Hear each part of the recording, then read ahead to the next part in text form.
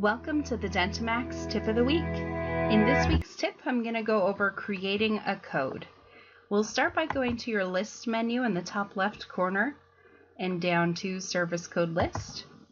The Service Code List is going to give you a listing of all of the different types of codes that you have in your system. Condition code, an actual service code like fee for service, or even an adjustment code.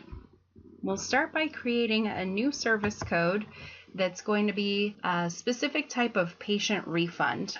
Some offices prefer to specify the refunds based on how they're refunding the patient, so here's your opportunity to go ahead and do so if you would like to as well. The most important factor here is that in our code type, we select the appropriate option.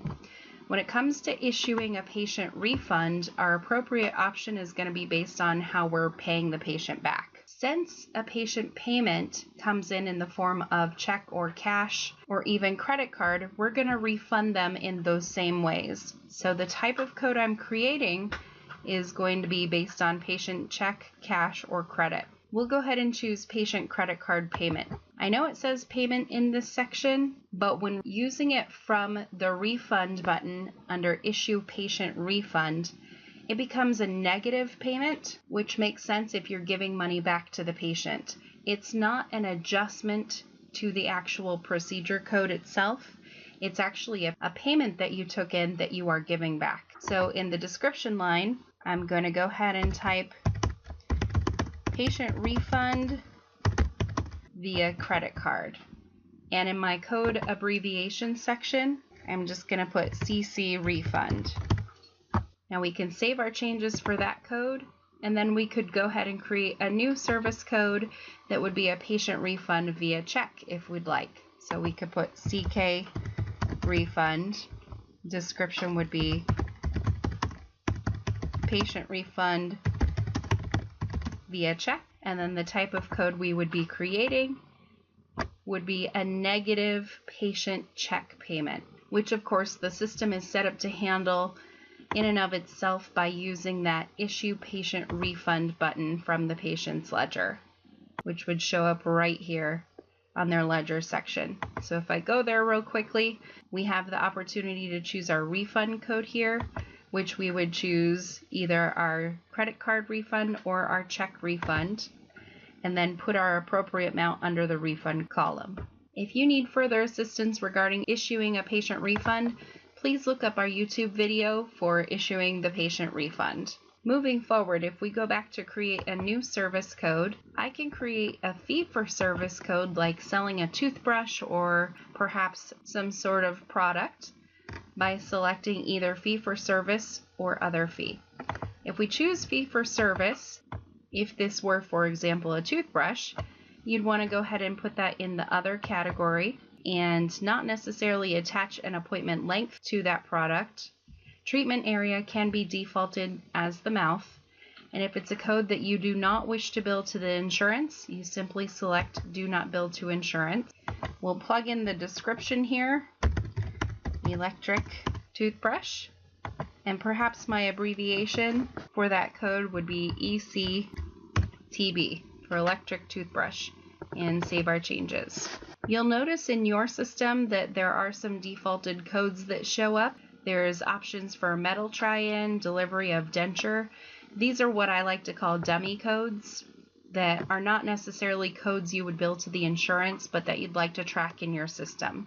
You can create those just as easily by selecting a new service code, and the type here is going to be dependent on what kind of code you're creating there. So it may be a fee for service under the other category, or perhaps maybe you'd put it in with your removable prosthetics if this were some sort of try-in or seat appointment.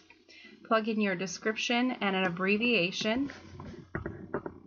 You can select appointment length if you are using the codes to attach to your appointments and letting those decide how long the appointments will be.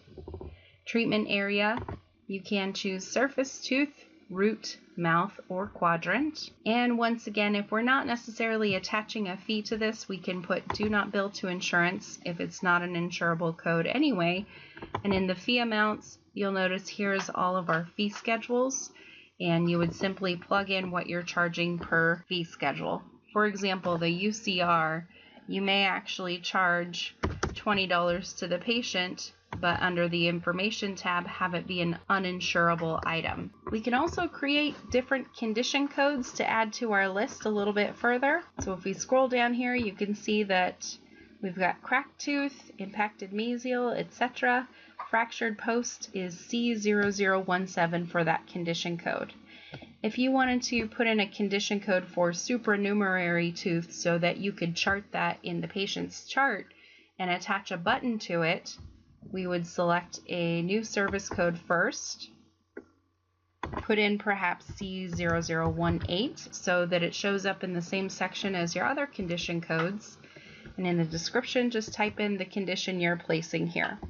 Now the type of code we would be creating in this scenario would of course be a condition, so we're going to select condition here. Once you choose the code type, it gives you some additional options to select. The treatment area for a supernumerary tooth may be specified by a particular tooth number, although keep in mind in the charting it's going to want you to select an existing tooth, so the existing tooth you select may simply point in the direction of the supernumerary tooth and where that exists in the patient's mouth. I'd go ahead and choose tooth here, and then in the charting tab down towards the bottom I'd select a drawing type to indicate on my odontogram something that would lead me to recognize that that's a supernumerary tooth. So maybe the circled root or even highlighted number, and then we can save our changes. Once you've put the new code in your system, you can create that as a button in the chart. You can use it to post to the patient's ledger and attach it to the appointments, or depending on the type of code you've created, use it as an adjustment code. If you have any further questions on how to create different types of codes, please feel free to contact DentiMax at 1-800-704-8494. Thank you.